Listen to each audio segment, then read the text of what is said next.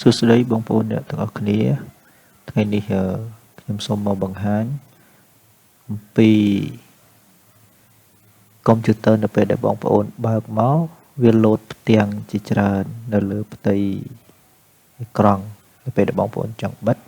បងប្អូនគ្រាន់តែចូលមកកាន់ Taskbar ហើយយកពាក្យថា Task Manager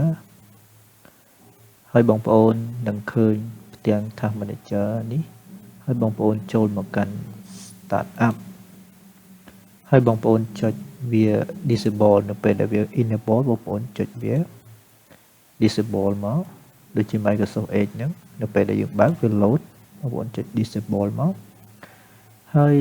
ចំពោះកម្មវិធីណាដែលវា load បងប្អូនចូលទៅបិទនៅកន្លែង Start Up នេះទាំងអស់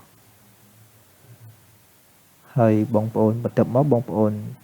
ចុច Restart គ្រឿងមកបងប្អូន Restart វា